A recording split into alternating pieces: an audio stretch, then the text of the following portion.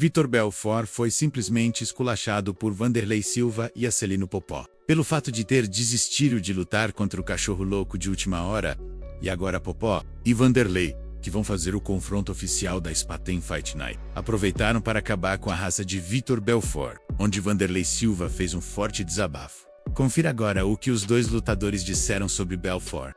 E qual foi a resposta de Vitor sobre toda essa polêmica após sua saída da luta? Eu estou à disposição, né? Eu nunca... Olha, a hora que quiser fazer eu faço, mas o preço da covardia é o anonimato, né? Então, realmente, se você se acovarda e se você não tem coragem de fazer o negócio, então não se meta. O garotão se abalou, o garotão ficou...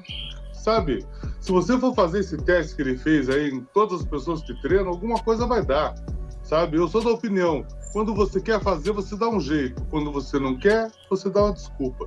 Então, eu acho que foi o que mais me deixou chateado foi ele ter feito isso há poucas semanas do evento, né? Uma baita falta de respeito com o pessoal do evento, que estão fazendo uma promoção milionária, realmente uma coisa assim, estão investindo muito dinheiro nisso, e você chegar aí um mês antes da luta e falar, tô machucado. Pô, se tivesse sem um braço, até vai, ainda tinha o outro, né?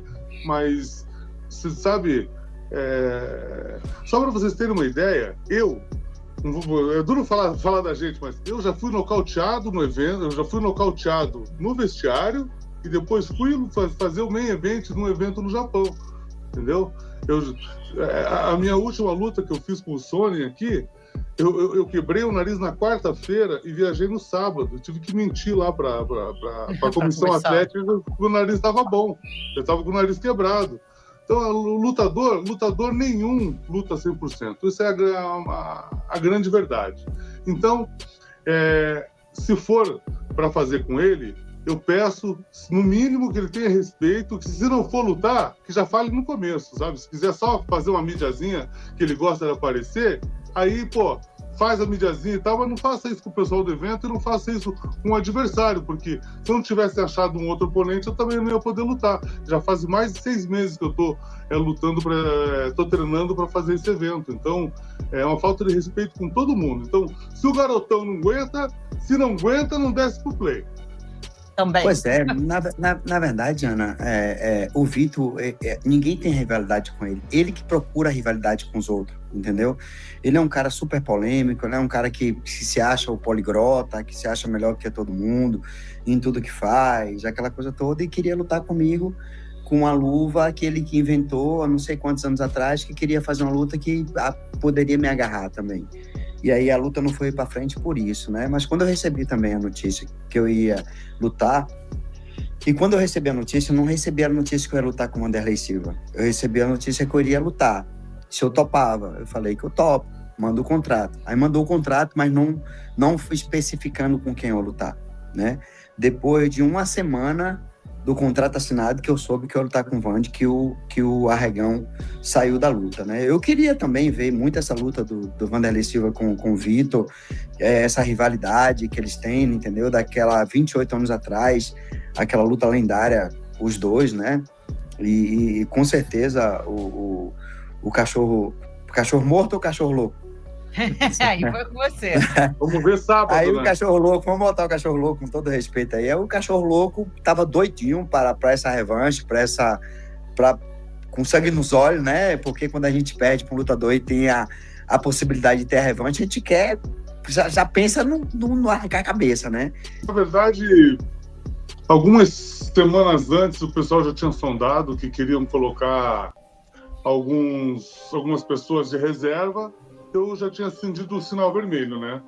Mas eu fiquei bem surpreso, porque você ficar de fora de um evento como esse, realmente, o cara tem que estar realmente com a cabeça muito fraca, sabe? Porque um evento feito com tanto carinho, a maior promoção da história, eu acho que vai ser uma das maiores plateias da história da arte marcial no Brasil, e o cara ficar de fora porque...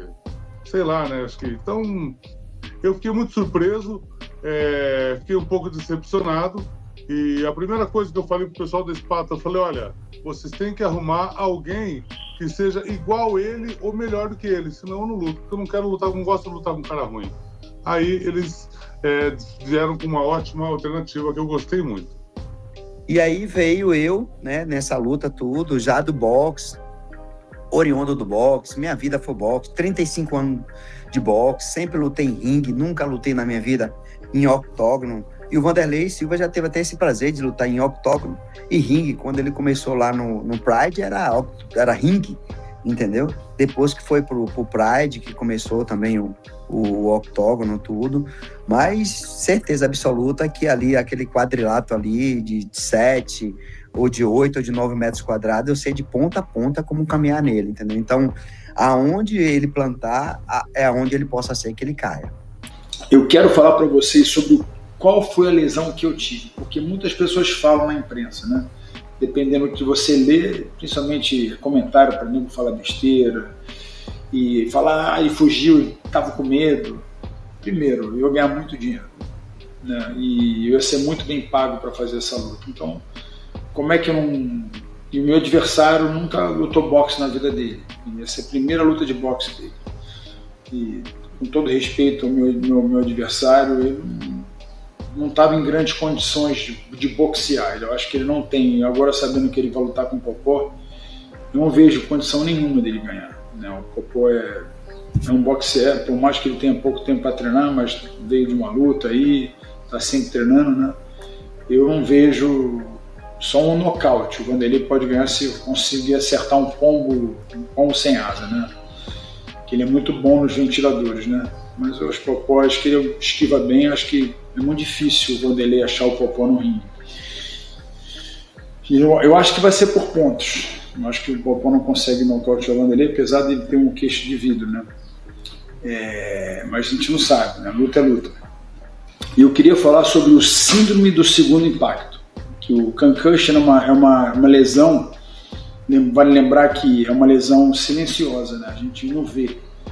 E eu vejo hoje, com 30 anos de esporte de MMA, eu converso com muitos atletas, dá para ver que os atletas já novos, né, assim, eles têm muitas lesões cerebrais. Então, assim, o grande problema é quando você é novo, você não vê muito problema, mas o problema é quando você vai ficando mais velho. Então, eu estou sendo acompanhado por diversos neurologistas, assim, e é bem legal. Um deles é o Dr. Pagura, que é um cara que é referência de neurologistas, principalmente no esporte. Hoje em dia ele ajudou a mudar a regra do futebol, né? E vale lembrar que conclusão não é só na luta. Em diversos outros esportes, voleibol, futebol, e infelizmente é uma lesão que a gente não vê, ela é invisível. E o síndrome do segundo impacto foi isso que eu tive. Então eu vou explicar para vocês, né? Primeiro é que o cérebro ele fica instável e vulnerável. Foi isso que aconteceu comigo. Então ele fica... É isso que o médico me passou, né? Ele fica instável e vulnerável. E se o atleta ele leva um trauma, muitas das vezes, menor que seja o trauma, bem menor do que o primeiro, o cérebro pode perder a capacidade de se autorregular. Preste atenção que isso acontece. Muitos atletas sofrem disso, né? Pode gerar inchaço cerebral, que é o edema, pode levar lesões irreversíveis, não tem como voltar atrás. Em casos graves, pode levar ao óbito. Acho que foi um mês atrás, 2 lutadores no Japão lutaram, os 2 foram para o hospital e os 2 morreram. O que acontece com os lutadores? O problema não é a luta, o problema é o treino. E eu quero dizer o que aconteceu comigo. Eu tive um erro, se eu pudesse voltar atrás, né, aquele ditado, né, mas a gente não pode jamais falar sobre o passado. Dia 8 de agosto eu fui fazer um sparring. 2 jovens, de 23 anos, excelentes lutadores, jovens, fortes. E eu estava fazendo um round com o outro. Então eles estavam sempre frescos. Eu acho que esse foi o meu erro. Eles não estavam sempre novos, né? Então, em determinado momento, acho que um deles me deu um golpe muito forte. E eu não caí. Eu senti o golpe e continuei. Fiz 8 rounds. No final, eu senti muita dor de cabeça. E eu senti que eu tive uma concussion. Eu falei assim, cara, eu vou tentar descansar. No dia seguinte, vim internar. Quando eu estava no hábito, eu estava muito focado. Vocês me conhecem, eu sou um cara muito focado. Quem me conhece sabe que quando eu estou focado, no dia seguinte eu vim internar. Mesmo sem fazer sparring, eu senti minha cabeça meio instável, né? Mas eu treinei, fiz bem, dor de cabeça, voltei para casa e aquilo ia piorando. Aí eu falei, caramba, então eu tenho que adiar o sparring. Adiei o sparring ia fazer um sparring 3 dias depois, adiei o sparring demorou 6 dias para fazer o próximo sparring.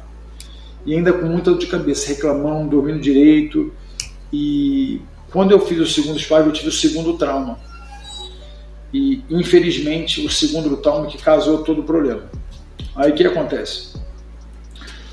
Quando acontece o segundo trauma, é isso que acontece com a gente, cria um edema. Então assim, não teve, graças a Deus não teve sangramento nenhum, cria um edema.